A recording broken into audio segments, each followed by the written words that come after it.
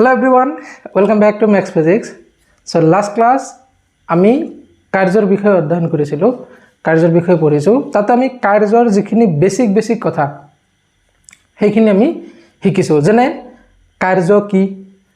ইয়াক ক্যালকুলেট কেনেকৈ কৰে তাৰ পিছত কাৰ্যৰ একক কি মাত্ৰা কি ই স্কেলাৰ নে ভেক্টৰ তাৰ পিছত কাৰ্যৰ একক দুটা আছিলে জুল আৰু আৰ্ক তো 1 জুল কাক বলে 1 আৰ্ক কাক বলে কোনটো ডাঙৰ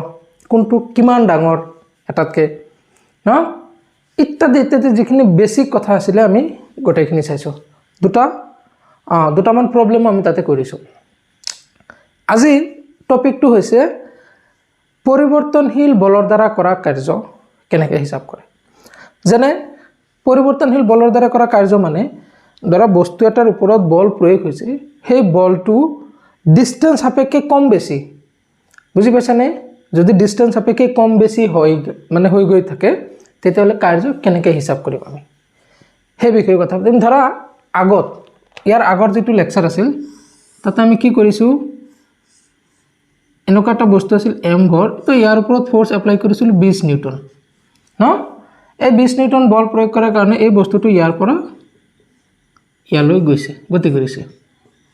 কিমান দূৰ 10 মিটাৰ এই মাজৰ যে ৰাস্তাখিনি এটো দ্বাৰা মূল বিন্দু 0 1 metre 2 metre 3 metre 4 metre 5 metre 6 metre 7 metre 8 metre 9 10 ধৰি ললো আৰু 10 মিটাৰ গৈছে এই মাজত ইয়াৰ ওপৰত প্ৰয়োগ কৰা বল কম বেছি হৈছে নে এই বিষয়ে আমি এতে অলপ কথা পাতা নাই আমি ধৰি লৈছো কি ইয়াৰ ওপৰত বল প্ৰয়োগ কৰিছো 20 নিউটন এই 20 নিউটনৰ কাৰণে ই ইয়াৰ পৰা ইয়ালৈ গৈছে মাজত গোটেইখিনিতে 20 নিউটন নাই আছে বুলি আমি ভাবি লৈছো কিন্তু আজি আমি আমাৰ এটো লেকচাৰত আমি চাম কি যে ডিসটেন্স সাপেক্ষে যদি ফোৰ্স এপ্লাই কৰা ফোৰ্সটো কম বেছি হয় তেতিয়া কাৰ্য কেনেকৈ হিসাব কৰে এটোৰ বিষয়ে আমি আজি কথা পাতিম ইয়াত তোমাৰ অলপ দৰকাৰ হ'ব ইন্টিগ্ৰেশনৰ কাৰণ এনেকুৱা যত ভেৰিয়েবল ফোৰ্সৰ দ্বাৰা ওয়াৰ্ক ডান হিসাব কৰা হয় তাতে ইন্টিগ্ৰেশনৰ নলেজ অলপ লাগে অনুকলন বুজি পাইছানে তো ইয়াত মই যিখিনি ইন্টিগ্ৰেশনৰ দৰকাৰ হয় সেইখিনি মই ইয়াতে ধুনিয়াকৈ বুজাই দিম কিন্তু তথাপিও বেটাৰ হ'ব তোমালোকে মই ইয়াৰ আগত এটা ইন্টিগ্ৰেশনৰ ওপৰত ভিডিও বনাইছো তো তোমালোকে হেতু চোৱাটো বেছি ভাল হ'ব বুজি পাইছানে তাতে ইন্টিগ্ৰেশনৰ মানে বেসিক কথাখিনি আৰু কনসেপচুৱেলি বস্তুখিনি বুজা হৈছে তোমালোকৰ ৰিকুৱেষ্টৰ কাৰণে মই ভিডিওটো বনাইছিলো টাইপ কৰিবা ইন্টিগ্ৰেশন ইন ফিজিক্স ফিজিক্সত ইন্টিগ্ৰেশনৰ কি দৰকাৰ হয় আৰু ইন্টিগ্ৰেশন চোৱাৰ আগত আৰু এটা ভিডিও পাবা ডিফাৰেন্সিয়েশন ইন ফিজিক্স ফিজিক্সত ইন্টিগ্ৰেশন আৰু ডিফাৰেন্সিয়েশন কিয় দৰকাৰ হয় আমি কোনবিলাক কামত ইন্টিগ্ৰেশন ইউজ কৰো কোনবিলাক কামত ডিফাৰেন্সিয়েশন ইউজ কৰো তো ডিফাৰেন্সিয়েশন বাৰু ইয়াতে নালাগিব তোমালোকক মই ৰিকমেন্ড কৰো ইন্টিগ্ৰেশনৰ ভিডিওটো চাবা চোৱাৰ পিছত এটো চালে বেছি ভালকৈ বুজি পাবা আদাৰৱাইজ ইয়াতে আমি বস্তুখিনি বুজি পাম হিমানলৈ টেনচন কৰিব লগা নাই ইয়াত আমি দুই ধৰণে কাৰ্য হিসাব কৰিম ভিডিও লাষ্টলৈকে চাবা দুই ধৰণে কাৰ্য হিসাব কৰিম এটা হৈছে গ্ৰাফৰ জৰিয়তে বুজি পাইছানে গ্ৰাফ দিয়া থাকিব সেই গ্ৰাফৰ পৰা আমি কাৰ্য কেনেকৈ উলিয়াও তাৰ বিষয়ে কথা পাতিম নাম্বাৰ 2 বাই ইন্টিগ্ৰেশন অনুকলন কৰি কেনেকৈ ম্যাথমেটিক্স ব্লক কৰিব লাগে বুজি পাইছানে তো বলা স্টার্ট করো লিখিবা WEP লেকচার নাম্বার 2 আচ্ছা এটা কথাটো হল আমি কেনেকৈ গম পাম যে এটো ফোর্স কনস্ট্যান্ট এটো ফোর্স ভেরিয়েবল কোনটো বল ধ্ৰুৱক বা ফিক্সড আৰু কোনটো পৰিৱৰ্তনশীল বল মই এটা জাস্ট এক্সাম্পল দিছো ইয়াৰ আগত যিখিনি প্ৰবলেম কৰিছো তাতে লিখা আছিল F = 20 নিউটন 20 নিউটন বল ফিক্স এটা সো এফালে এনেকুৱা কিবা ৰাখি আছে নে যেটোৰ কাৰণে এটো পৰিৱৰ্তন হৈ আছে নাই কিন্তু মই যদি এনেকৈ লিখো F = 2x + 3 তেতিয়ালে চোৱাচোন এই ফোৰ্সটো x ৰ ওপৰত নিৰ্ভৰ কৰি আছে তাৰমানে এই ফোৰ্সটো যাৰ ওপৰত প্ৰয়োগ হৈছে সেই বস্তুটো x এক্সিছত গতি কৰি আছে সেই বস্তুটো x এক্সিছত গতি কৰি আছে এটো ধৰা মূল বিন্দু 0 1 2 3 4 5 6 7 এটা বস্তু গৈ আছে নহয় মাজৰ পৰা আমি এই ইকুৱেশ্যনটো উঠাই লৈছোঁ এতিয়া যদি কয় মূল বিন্দুত বস্তুটোৰ ওপৰত প্ৰয়োগ কৰা বল কিমান মূল বিন্দু মানে তুমি x = 0 পুট কৰা x = মই যদি 0 পুট কৰোঁ তেতিয়াহ'লে f at x = 0 কিমান হ'ব এটোতে 0 হৈ যাব 3 তাৰমানে মূল বিন্দুত বল কিমান প্ৰয়োগ হৈছে 3 না f at x = 1 1ত কিমান বল প্ৰয়োগ হৈছে চোৱা 1 হলে কিমান হ'ব 5 তো ইয়াতে 5 ইয়াতে 7 ইয়াতে 9 ইয়াতে 11 ইয়াতে 13 এনেকুৱা তো চোৱাচোন বস্তুটো যে ইয়াৰ পৰা ইয়ালৈ গৈছে যে গৈছে মাজৰ প্ৰতিটো বিন্দুতে ইয়াৰ ওপৰত প্ৰয়োগ কৰা বলৰ মান কম বেছি হৈ আছে বুজি পাইছানে তো এনেকুৱা ৰাখি যদি থাকে বলৰ এক্সপ্ৰেছনত ফোৰ্সৰ যেটো এক্সপ্ৰেছন থাকিব তাতে যদি x y এবিলাক থাকে তেতিয়াহ'লে আমি বুজি পাম ফোৰ্সটো ভেৰিয়েবল ফোৰ্স বুজি পাইছানে হিয়াৰ f is dependent on x f ৰ মানটো x ৰ ওপৰত নিৰ্ভৰ কৰি আছে x তুমি চেঞ্জ কৰা x কি দূৰত্ব না বস্তুটো কৰ পৰা কলৈ গৈছে য'ত আছিল x = 0 জলৈ গৈছে তাতে আমি ইয়াৰ পৰা হিসাব কৰি যাব লাগিব তো x আছে ইয়াৰ পৰা কিমান দূৰ গৈছে তাৰমানে তো x হিসাবত ফোৰ্স চেঞ্জ হৈ আছে এটো হৈছে ভেৰিয়েবল ফোৰ্স বুজি পাইছে না আচ্ছা তো হেডিং লিখিম আমি পৰিৱৰ্তনশীল বলৰ দ্বাৰা কৰা কাৰ্য লিখিবা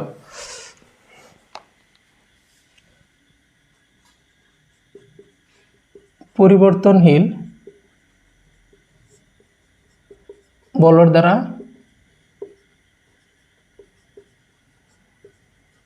কৰা কাৰ্য work done by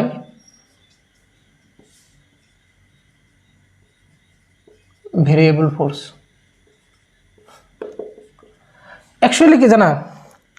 আমাৰ বাস্তৱ জগতত যিখিনি ঘটনা ঘটি থাকে নহয় তাতে পৰিৱৰ্তনশীল বলৰ দ্বাৰাহে কাৰ্য হৈ থাকে বুজি পাইছানে 99% কেছত পৰিৱৰ্তনশীল বলৰ দ্বাৰাহে কাৰ্য হৈ থাকে বুজি পাইছানে ফিক্সড বা ধ্ৰুৱক বলৰ পৰিমাণ বহুত কম মানে নেচাৰেল ফেনোমেনতে এনেকুৱা নাই ক'ব গ'লে ম্যাক্সিমাম পৰিৱৰ্তনশীল বলৰ দ্বাৰা কৰা কাৰ্য বুজি পাইছা আচ্ছা তো এইটো আমাৰ কাৰণে ইম্পৰ্টেন্ট চাবা প্ৰথম কথা হ'ল পৰিৱৰ্তনশীল বলৰ দ্বাৰা কৰা কাৰ্যৰ হিসাব নিকাজ বিলাক ইন্টিগ্ৰেশনৰ সহায়ত কৰা হয় তো এই লাইনটো আগতে আমি লিখি লম লিখিবা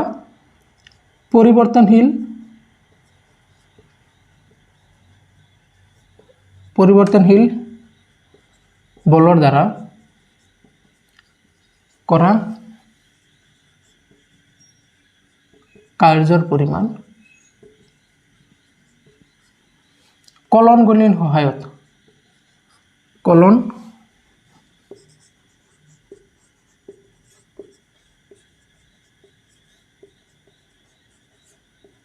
কলন গণিতৰ সহায়ত গণনা কৰা হয়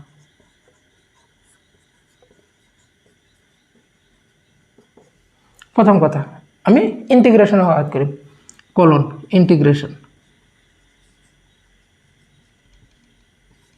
সহায়ত কৰিম ন আচ্ছা তো ইয়াত আমি গ্ৰাফ এটা আঁকিম আৰু সেই গ্ৰাফৰ পৰা আমি কাৰ্য কেনেকৈ হিসাব কৰে হেতু চাম লাইনটো সিধা হৈছে নে হৈছে সাকে যেটো মোৰ হাতত স্কেল আছিল মই ইউজ নকৰিলো নে হাতটো এক্সপাৰ্ট না আচ্ছা তো মই ধৰি লৈছো এটো ধৰা x এক্সিস এটো y এক্সিস আৰু এফালে ফোৰ্স আছে y এক্সিসত মই ফোৰ্স লৈছো বল লৈছো আৰু এফালে লৈছো মই হৰণ মানে s চাবা মই এটা বস্তু ইয়াৰ পৰা ইয়ালৈ গৈছে x এক্সিসত কিমান এৰ পৰা b বিন্দুলৈ গৈছে না এৰ পৰা b বিন্দুলৈ যে গৈছে ইয়াৰ ওপৰত বল প্ৰয়োগ হৈছে না নাই হৈছে এটা বলটো কেনেকুৱা বল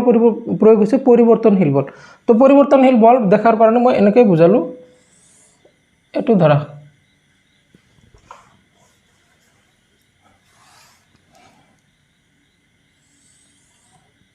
এইটো ধৰা এনেকুৱা বল প্ৰয়োগ হৈছে এইটো ধৰা এইটো পইণ্টত বল কিমান এইখিনি এইটো পইণ্টত বল এইখিনি এইটো পইণ্টত বল এইখিনি এইটো পইণ্টত বল এইখিনি যেতিয়া ইমান দূৰ গৈছে x = ইমান দূৰ তেতিয়া বল প্ৰয়োগ হৈছে এইখিনি আৰম্ভণি যেতিয়া ইমান দূৰত আছিল বল প্ৰয়োগ হৈছে এইখিনি ন তো ভেৰিয়েবল বল প্ৰয়োগ কৰাৰ কাৰণে এৰ পৰা b লৈ গৈছে ভেৰিয়েবল মানে যিমানে তুমি ডিসটেন্স চেঞ্জ কৰি যাবা ডিসপ্লেসমেন্টটো ইমানে চেঞ্জ কৰি যাবা ফোৰ্সৰ মান ইমানে কম বেছি হৈ থাকিব কম হ'ব পাৰে বেছি হ'ব পাৰে এনেকুৱা নহয় খালি বেছি হ'ব বা এনেকুৱা নহয় খালি কম হ'ব বুজি পাছানে আচ্ছা হৈছে না এখিনি মই এখিনি মুছি দিওঁ তোমালোকে লগে লগে লিখি লবা এটো মই মুছি দিওঁ লিখিম ধৰা হল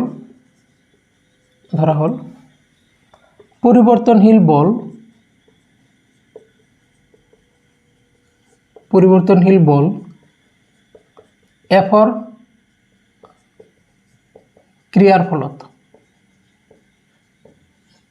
ক্ৰিয়াৰ ফলত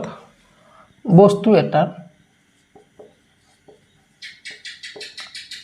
এৰ পৰা বি বিন্দুলৈ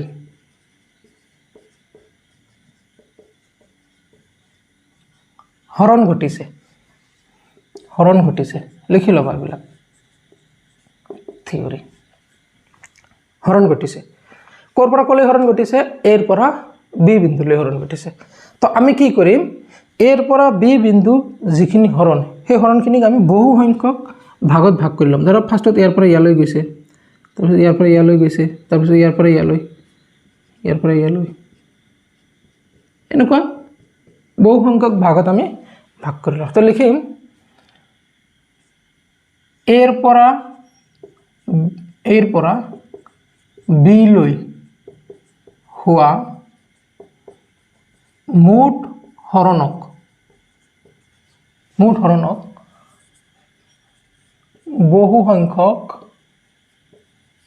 বহু সংখ্যক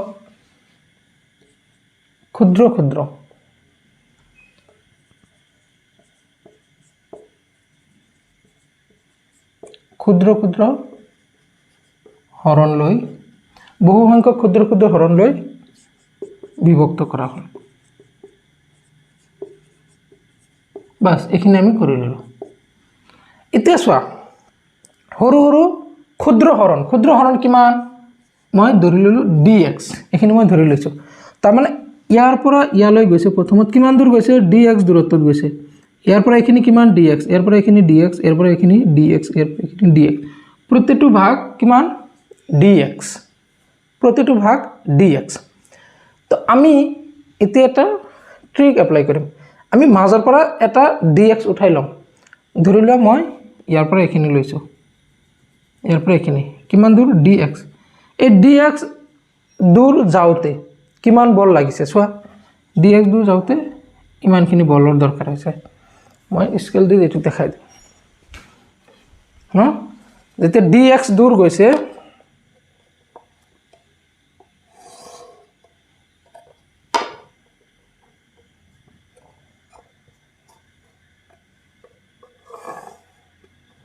এটো যেতিয়া dx দূৰ গৈছে তেতিয়া ফোৰ্স কিমান আছিল ধৰা ইয়াৰ পৰা এখানে ফোৰ্স এখানে dx বুজি পাইছানে এখানে dx এখানে ফোৰ্স এতিয়া চোৱা এতিয়া কবা যে স্যাৰ এই গ্ৰাফটো যদি এনেকুৱা ওপৰ ফালেটো গৈছে অলপ তো ইয়াৰ ফোৰ্স আৰু ইয়াৰ ফোৰ্স বেলেগ বা আমি যদি স্ট্ৰিপটো ইয়াতে কনসিডাৰ কৰো সাপোজ মই স্ট্ৰিপটো ইয়াতে কনসিডাৰ কৰিলো স্ট্ৰিপটো মই ইয়াতে কনসিডাৰ কৰিলো স্ট্ৰিপটো মই ইয়াতে কনসিডাৰ কৰিলো এতিয়া কবা ধৰা ইয়াৰ পৰা এখানে dx দূৰত্বত গৈছে এই dx দূৰত্ব যাওতে ফোৰ্স কিমান লাগে এই ফোৰ্সৰ এই বিন্দুটো লম নে এই বিন্দুটো লম এতিয়া চোৱা এই dx টো ইমানে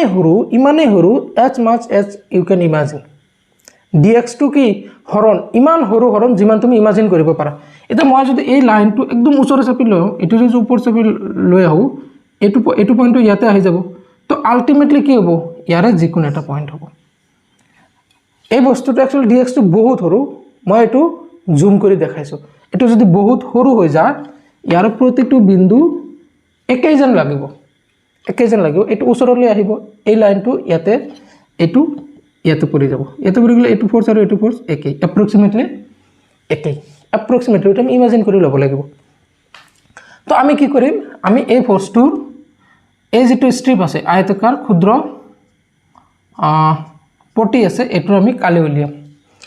লিখিম চিত্ৰৰ পৰা ক্ষুদ্ৰ হৰণ dx যুক্ত ক্ষুদ্ৰ হৰণ dx যুক্ত আয়তাকাৰ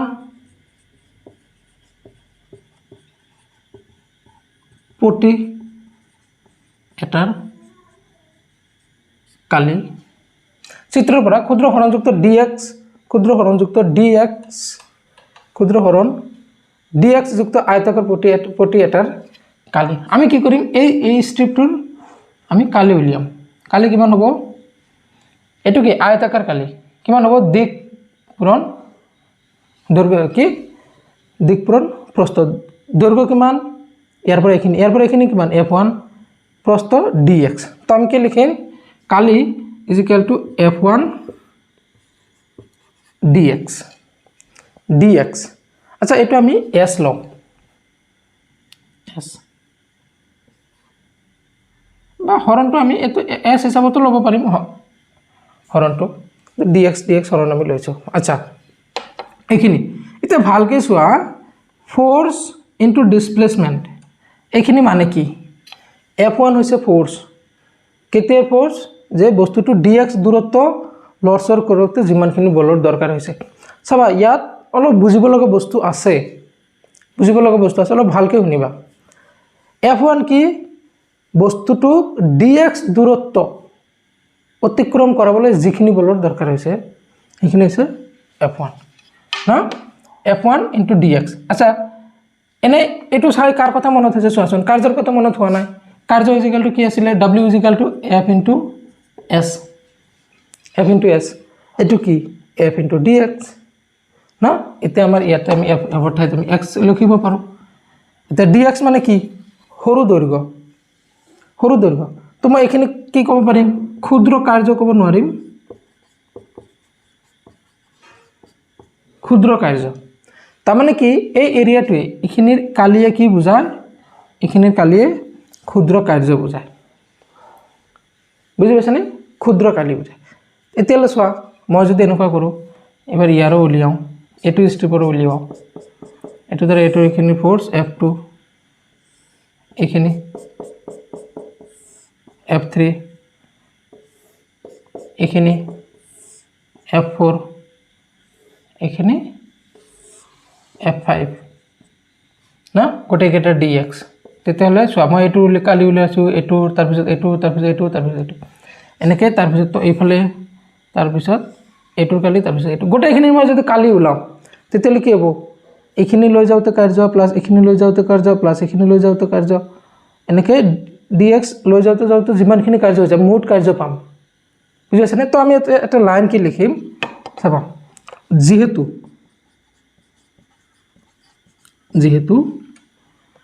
যেহেতু আয়তাকার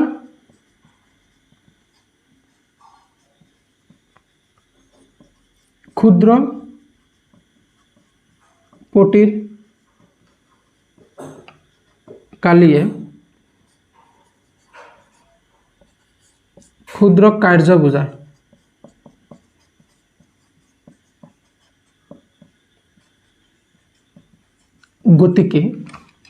গতিকে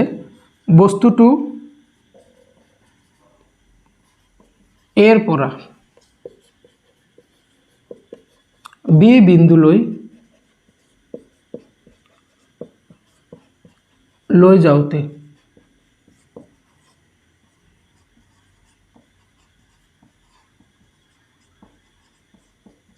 কৰা মুঠ কাৰ্য লৈ যাওতে কৰা এৰ পৰা লৈ যাওতে এৰ পৰা বিলৈ লৈ যাওতে কৰা মুঠ কাৰ্য কিমান মুঠ কাৰ্য এইখিনি মই এনেকৈ লিখোঁ কৰা দেখা যায় নে তলত হ্যাঁ দেখা যায় কৰা মুঠ কাৰ্য ইজ ইকুয়াল টু মুঠ কালি চোৱা অলপমান কালিয়ে যদি অলপমান কাৰ্য বুজায় গোটেই কালিখিনিয়ে কি বুজাব ইয়াৰ পৰা ইয়ালৈ লৈ যায় তো মুঠ কাৰ্য আচ্ছা এতিয়া আমি মুঠ কালি উলিয়াম হৈছেনে উঠাই লোৱা হ্যাঁ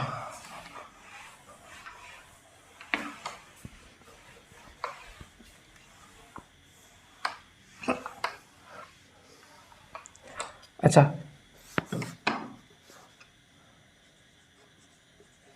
মুঠ কাৰ্য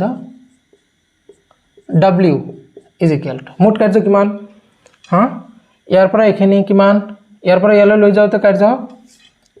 মই ধৰি ললোঁ আচ্ছা এইটো মই ধৰি লৈছোঁ ক'ত F12 কোনটো আছিল এইটো F1 dx প্লাছ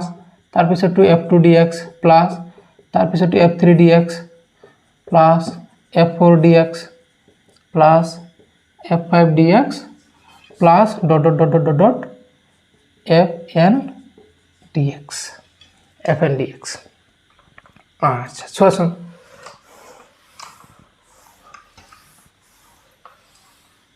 ইয়াৰ পৰা ইয়াত ক'ত ইয়াৰ পৰা ইয়ালৈ F1 dx ইয়াৰ পৰা ইয়ালৈ F2 dx ইয়াৰ পৰা ইয়ালৈ F3 dx ইয়াৰ পৰা ইয়ালৈ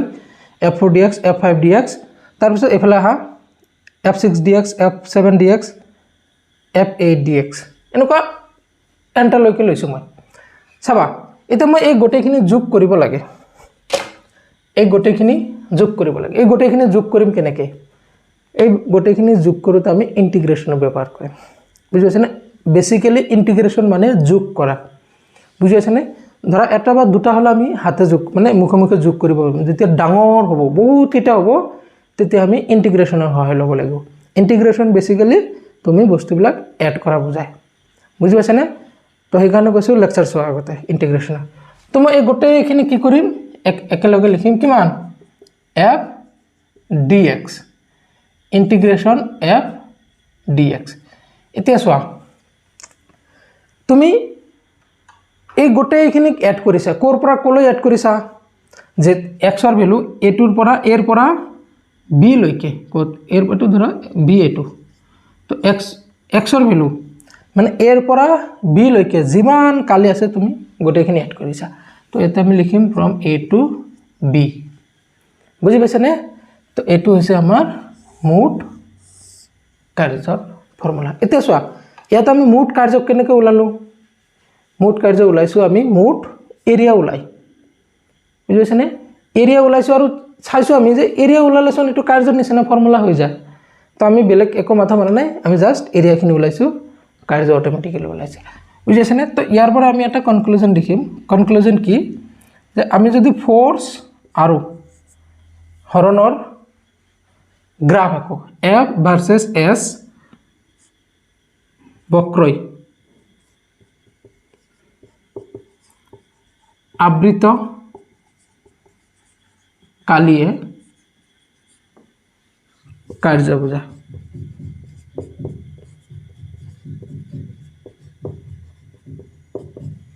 F ভাৰ্সেস S বক্ৰই আবৃত কালিয়ে কি বুজায় কাৰ্য বুজায় তাৰমানে এফালে x বা S হৰত এফালে ফোৰ্স তাতে আমি যিকোনো গ্ৰাফ আকো আৰু এই গ্ৰাফটোৱে যিখিনি কালি আগুৰিব জাগা যিখিনি জাগা আগুৰিব S এক্সিসৰ ওপৰত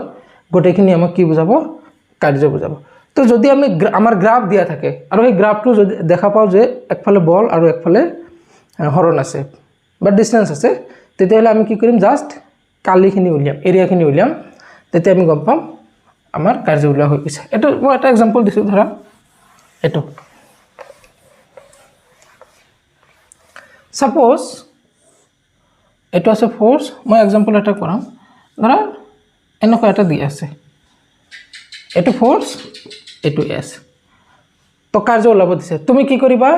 ইয়াৰ পৰা এখিনি তলত টানা ইয়াৰ পৰা এখিনি তলত টানা এই জায়গাখিনি তুমি কালি উলিয়া যিমান কালি হ'ব হিমান কাৰ্য হ'ব বুজি পাইছা নে আচ্ছা তো এটা কোৱেশ্চন কৰা এটো ইম্পৰ্টেন্ট দে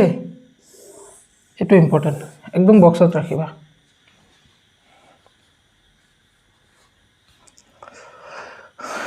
হ'বনে আচ্ছা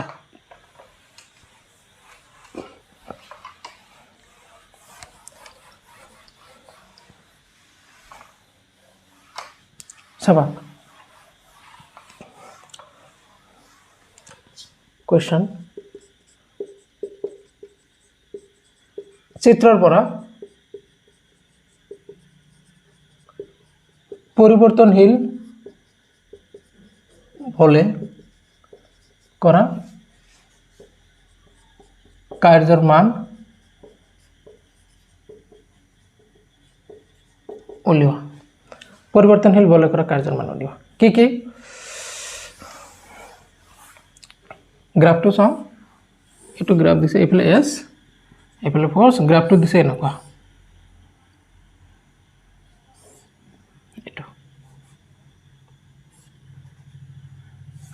এটো বিন্দুৰ স্থানাঙ্ক দিয়া আছে মানে কি ডট ডট দিছে এটো হল 5 এটো হল 10 20 এটো হৈছে 30 আৰু এটো হৈছে ধৰা এখানে হৈছে ধৰা তোমাৰ 15 বুজি পাইছা না তো এটো প্ৰথম কথা হল এটো কিহৰ গ্ৰাফ f আৰু s ৰ গ্ৰাফ তো যদি f আৰু s ৰ গ্ৰাফ হয় একফালে f একফালে s আৰু তাৰ মাজত কিবা এটা গ্ৰাফ গৈছে তো এই গ্ৰাফটোৱে যিখিনি ঠাই আগৰিছে ঠাইখিনি ওলাব লাগে আমি কাৰ্য ওলাব পাৰিম বুজি পাইছা না এতিয়া চোৱা কিমানখিনি ঠাই আগৰিছে ইয়াৰ পৰা এখিনি লৈকে এটো মই 30 বুলি ধৰিছো 30 ইয়াৰ পৰা এখিনি কিমান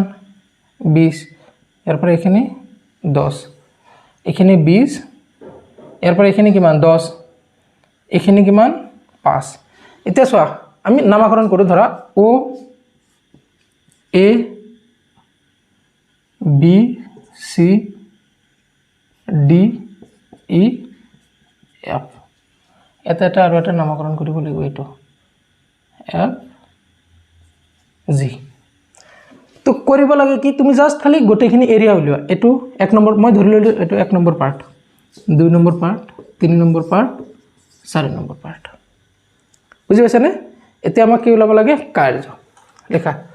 সলিউশন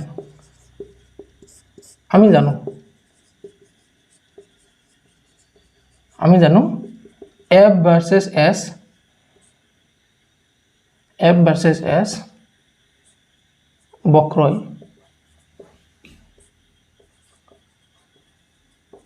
আগুৰা কালিয়ে কাৰ্য বুজায়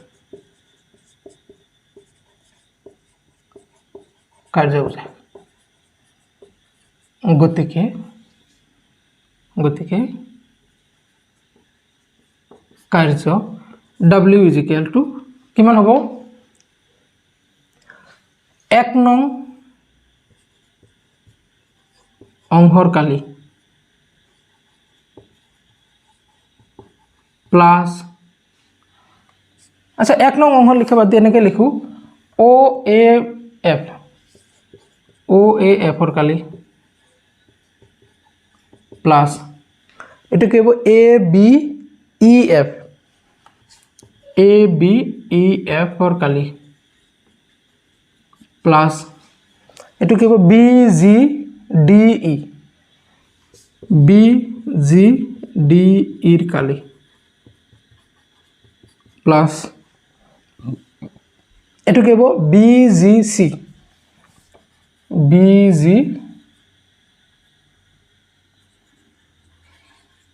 ৰ কালি তো কিমান হ'ব o a f এটোৰ কালি কিমান হাফ পূৰণ ভূমি কিমান ইয়াৰ পৰা এখিনি কিমান 10 ইনটু উন্নতি কিমান ইয়াৰ পৰা এখিনি কিমান 5 plus a b e f এটোৰ কালি কিমান এফালে আছে 10 এফালে আছে 5 ন তো 10 ইনটু 5 প্লাস এটোৰ কিমান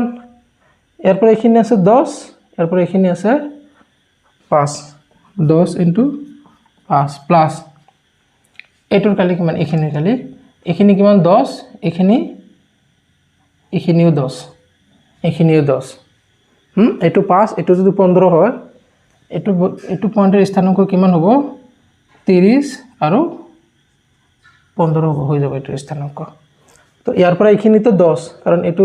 30 এইফালে 20 আছে তো এইখিনি 10 এইখিনি কিমান এইখিনি 15 পৰা 5 গলে 10 তো প্লাস হাফ ইনটু 10 ইনটু 10 তো কিমান আহিল এইটো 5 তো গোটেইখিনি মিলি হ'ব 25 প্লাস 50 প্লাস 50 প্লাস এটো কিমান হ'ব 5 50 তো কিমান হ'ল 150 175 তো টোটাল ওয়ার্ক ডান কিমান 175 এটা যদি এইফালে তোমার মিটার এইফালে যদি নিউটনত দিয়া থাকে তেতিয়াহলে এটো তোমার কিমান হ'ব জুল এইফালে হ'ব জুল বুজি পাইছানে তো এনেকুৱা যিকোনো গ্ৰাফ দিব পাৰে তোমালোকে টেনশন নকৰিবা আচ্ছা হবনে ঠিক আছে এতিয়া আমি চাও ইন্টিগ্ৰেশনেৰ সহায়ত কেনেকৈ কৰে इंटीग्रेशनर सहायता केनेকৈ কৰে চাও हमें तुमसे प्यार कितना ये हम नहीं जानते मगर जी नहीं सकते तुम्हारे बिना अच्छा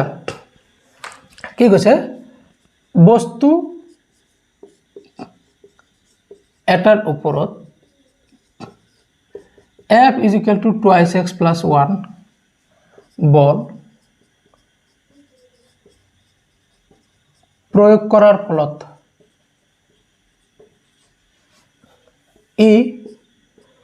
x is equal to 1 বিন্দুৰ পৰা x is equal to 2 বা x is equal to 3 বিন্দু লৈ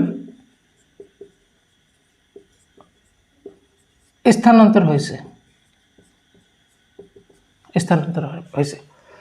আচ্ছা বস্তুটোৰ ওপৰত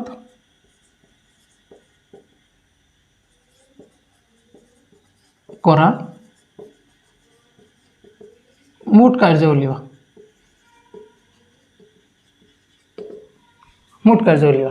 কৰ পৰা কলৈ গৈছে x is equal to 1 ৰ পৰা x is equal to 2 লৈ গৈছে আচ্ছা এটো কেনেকুৱা ফোৰ্স ভেৰিয়েবল ফোৰ্স কিবা ভেৰিয়েবল ফোৰ্স পৰিবৰ্তনশীল বল না x এৰ উপৰ নিৰ্ভৰ কৰি আছে এটো one dimensional force so f is equal to twice x plus 1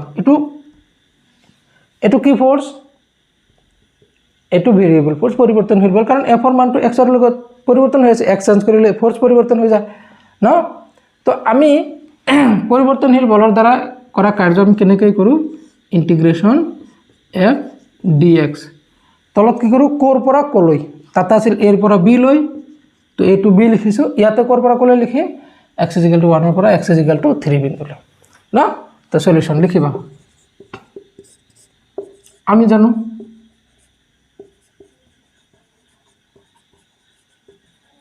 পরিবর্তনশীল বলে করা কার্য w is equal to integration f dx from x is equal to a to x is equal to b तो integration f माने twice x plus 1 dx core পৰা কলে x is equal to a আমাৰ কোৰ পৰা কলে গৈছে x is equal to 1 ৰ পৰা x is equal to 3 লৈ গৈছে বুজি পাইছা না আচ্ছা তো এটো আমি কি কৰিম ভাঙি লম twice x dx from 1 to 3 plus integration 1 dx 1 to 3 সাবা এটো মই ভাঙি লৈছো dx 2x into dx plus 1 into dx integration মই ভগাই দিছো এটো কি হ'ব 2 to বাহিৰত আনা integration x dx মানে x square by 2 এটো কেনেকৈ আহিল তোমালোক formula Saba integration x to the power n dx is equal to x to the power n plus 1 by n+1